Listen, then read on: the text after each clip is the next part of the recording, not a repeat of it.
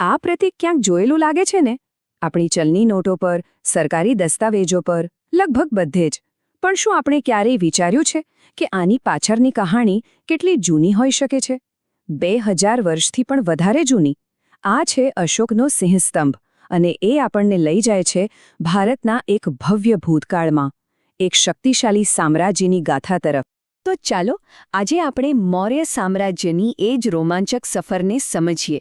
એક એવી કહાણી જે મુખ્યત્વે બે મહાન સમ્રાટો ચંદ્રગુપ્ત અને અશોક પર કેન્દ્રિત છે.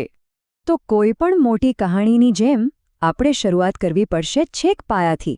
મૌર્ય સામ્રાજ્યના ઉદય પહેલાંની રાજકીય પરિસ્થિતિ કેવી હતી અને એવા કયા મુખ્ય પાત્રો હતા જેમણે આવીને ઇતિહાસનો આખો માર્ગ જ બદલી નાખ્યો? વિચારો, ઈસવીસન પૂર્વે 321ની આસપાસનો સમય. ભારત એટલે નાના નાના રાજ્યોનો સમૂહ, વિભાજિત, એકબીજા સાથે લડતા. અને ત્યારે જ એક મહત્વાકાંક્ષી યુવાન ચંદ્રગુપ્ત મૌર્ય અને તેમના તેજસ્વી સલાહકાર ચાણક્ય એકસાથે આવ્યા.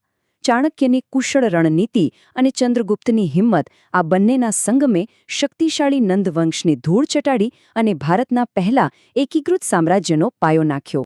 પણ જુઓ, આ સામ્રાજ્યનો પાયો માત્ર તલવારની ધાર પર નહોતો ટકેલો. એની પાછળ એક એવી તીક્ષ્ણ બુદ્ધિ હતી જેણે બધું જ બદલી નાખ્યું. અને એ બુદ્ધિ હતી ચાણક્યની, જે તેમના ગ્રંથ અર્થશાસ્ત્રમાં સમાયેલી હતી. આ કોઈ ધાર્મિક પુસ્તક નહોતું. ના, આ તો રાજ્ય કેવી રીતે ચલાવવું, પૈસાનું સંચાલન કેવી રીતે કરવું અને દુશ્મનોને કેવી રીતે હરાવવા, એની એકદમ પ્રેક્ટિકલ ગાઈડ હતી. સાચા અર્થમાં આ નવા સામ્રાજ્યની બ્લુપ્રિન્ટ હતી. તો ચાલો હવે એ શિલ્પકાર પર ધ્યાન કેન્દ્રિત કરીએ જેમણે આ બ્લુપ્રિન્ટને વાસ્તવિકતામાં ફેરવી, ચંદ્રગુપ્ત. જોઈએ કે તેમણે કેવી રીતે આખા ભારતને એક સૂત્રમાં બાંધ્યો. જરા નકશા પર નજર કરો. આ જે વિસ્તાર દેખાઈ રહ્યો છે એ ચંદ્રગુપ્તે બનાવેલા સામ્રાજ્યનો વ્યાપ છે, અને એ ખરેખર અભૂતપૂર્વ હતો. પશ્ચિમમાં છેક આજના અફઘાનિસ્તાનથી લઈને પૂર્વમાં બંગાળ સુધી, અને ઉત્તરમાં કાશ્મીરથી છેક દક્ષિણ ભારત સુધી. ઇતિહાસમાં પહેલીવાર આખા ભારતીય ઉપખંડને એક જ શાસન હેઠળ લાવવામાં આવ્યો હતો. અને એમની સિદ્ધિઓની યાદી તો જુઓ, ખરેખર પ્રભાવશાળી છે. એક તરફ એમણે ગ્રીક સેનાપતિ સેલ્યુકસ નિકેતરને હરાવ્યો, પણ એટલું જ નહીં, એમની સાથે એવી સંધિ કરી કે સામ્રાજ્યની સરહદો સુરક્ષિત થઈ ગઈ. આખા સામ્રાજ્યમાં વેપાર સરળ બને એ માટે એક જ સ્થિર ચલણ સ્થાપિત કર્યું, અને પાટેલીપુત્રને બનાવી દીધી એક એવી ભવ્ય રાજધાની જેની ચર્ચા દૂર દૂર સુધી થતી. દરેક મહાન કહાણીમાં એક વળાંક આવે છે, એક ટર્નિંગ પોઈન્ટ. અને હવે આપણે આ ગાથાના એ જ સૌથી મોટા વળાંક પર પહોંચ્યા છીએ. હવે આપણી કહાણી ચંદ્રગુપ્તથી આગળ વધીને તેમના પૌત્ર અશોક પર આવે છે, અને એક એવી ઘટના પર જેણે માત્ર અશોકનું જીવન જ નહીં પણ આખા સામ્રાજ્યની દિશા હંમેશા માટે બદલી નાખી. તો આ અશોક કોણ હતા? ચંદ્રગુપ્તના પૌત્ર. અને શરૂઆતમાં તો એ બિલકુલ એમના દાદા જેવા જ હતા.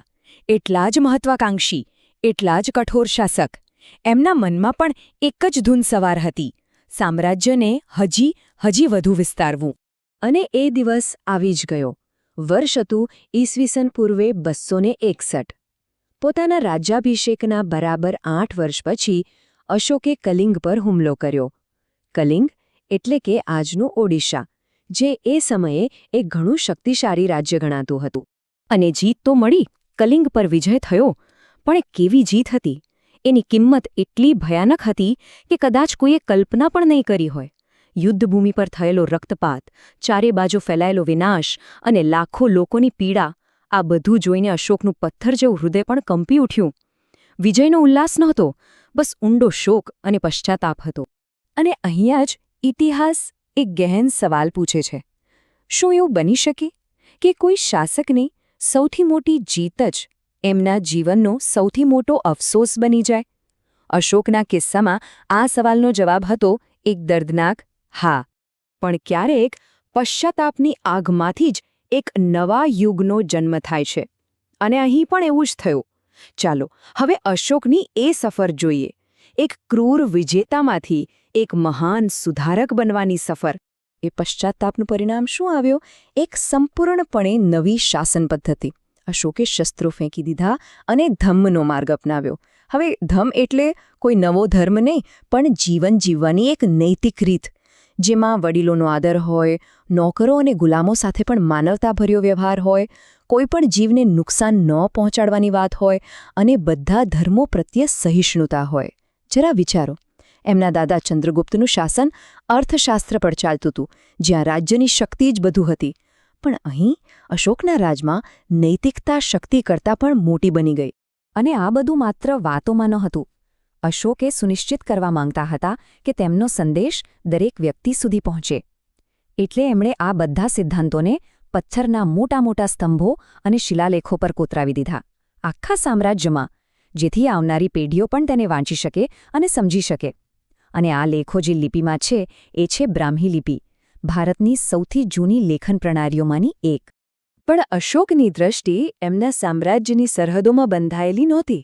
એમણે શાંતિ અને નૈતિકતાનો આ સંદેશ સિરિયા, ઇજિપ્ત, શ્રીલંકા, મ્યાનમાર જેવા કેટલાય દૂર દૂરના દેશોમાં પહોંચાડ્યો. ત્યાં ખાસ દૂત મંડળો મોકલ્યા. આ બતાવે છે કે એમની વિચારસરણી કેટલી વૈશ્વિક હતી. હવે સવાલ એ થાય કે આટલું વિશાળ સામ્રાજ્ય પહેલા ચંદ્રગુપ્તના સમયમાં અને પછી અશોકના સમયમાં ચાલતું કેવી રીતે હતું? એનું સંચાલન કેવી રીતે થતું હતું? ચાલો એમની એક ગજબની વહીવટી પ્રણાલી પર એક નજર નાખીએ. આટલા મોટા સામ્રાજ્યને એકસાથે બાંધી રાખવા પાછળનું રહસ્ય હતું એમનું અત્યંત કુશળ વહીવટી તંત્ર. અને રસપ્રદ વાત એ છે કે આ એ જ માળખું હતું જે ચંદ્રગુપ્ત અને ચાણક્યે અર્થશાસ્ત્રના સિદ્ધાંતો પર બનાવ્યું હતું. એકદમ વ્યવસ્થિત, કેન્દ્ર, પછી પ્રાંત, પછી જિલ્લા અને છેક ગામડા સુધીનું એક મજબૂત નેટવર્ક. પણ ફરક જુઓ, ચંદ્રગુપ્તે આ જ સિસ્ટમનો ઉપયોગ સત્તા મજબૂત કરવા અને કર વસૂલવા માટે કર્યો, જ્યારે અશોકે આ જ સિસ્ટમનો ઉપયોગ પોતાના ધમ્મના સંદેશને સામ્રાજ્યના ખૂણે ખૂણા સુધી પહોંચાડવા માટે કર્યો. એટલે કે માળખું એ જ રહ્યું, પણ એનો આત્મા એ બદલાઈ ગયો. તો ચાલો આ આખી કહાણીને એક સમયરેખા પર ફટાફટ જોઈ લઈએ. શરૂઆત થઈ ઈસસ પૂર્વે 321માં. ચંદ્રગુપ્તે મૌર્ય સામ્રાજ્યનો પાયો નાખ્યો. લગભગ 60 વર્ષ પછી ઈસસ પૂર્વે 261માં એક કલિંગનું યુદ્ધ થયું, જેણે બધું જ બદલી નાખ્યું. પછી ઈસસ પૂર્વે 232માં સમ્રાટ અશોકનું અવસાન થયું. અને દુર્ભાગ્યે એમના પછીના શાસકો એટલા સક્ષમ નહોતા અને સામ્રાજ્ય ધીમે ધીમે નબળું પડવા લાગ્યું. અને છેવટે લગભગ 50 વર્ષ પછી ઈસસ પૂર્વે 185માં છેલ્લા મૌર્ય સમ્રાટ બૃહદ્રથની એમના જ સેનાપતિ પુષ્યમિત્ર શૃંગે હત્યા કરી. અને આમ આ ભવ્ય સામ્રાજ્યનો અંત આવ્યો.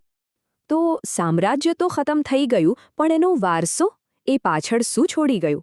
ચાલો એમના એ અમર વારસા પર એક નજર નાખીએ. અને આપણે ફરી પાછા આવી ગયા છીએ ત્યાં જ, જ્યાંથી આપણે આ સફર શરૂ કરી હતી, સારનાથના આ સિંહસ્તંભ પાસે. પણ હવે આને જોવાનો આપણો દૃષ્ટિકોણ બદલાઈ ગયો છે. હવે આ માત્ર ચંદ્રગુપ્તની જેમ જીતેલી જમીનનું પ્રતીક નથી. ના, આ તો હિંમત, શક્તિ અને સૌથી ઉપર અશોકના ધમ્મચક્રનું, એટલે કે નૈતિકતાને શાસનનું પ્રતીક છે. આ એક જ પ્રતીકમાં એક શાસકની યુદ્ધથી શાંતિ સુધીની આખી સફર, એની અમર ગાથા સમાયેલી છે. અને અંતે આખી કહાણી આપણને ખૂબ જ ગહન પ્રશ્ન સાથે છોડી જાય છે. કોઈ પણ શાસકનો સાચો વારસો શું ગણાય? ચંદ્રગુપ્તે જે વિશાળ ભૂમિ જીતી અને એકીકૃત શાસન આપ્યું એ, કે પછી અશોકે જે નૈતિક શાસનના વિચારો અને શાંતિનો સંદેશ આપ્યો જે આજે પણ આપણને પ્રેરણા આપે છે એ? સવાલ એ જ છે, સાચો વારસો જમીન પરનું શાસન છે કે લોકોના હૃદય પરનું શાસન?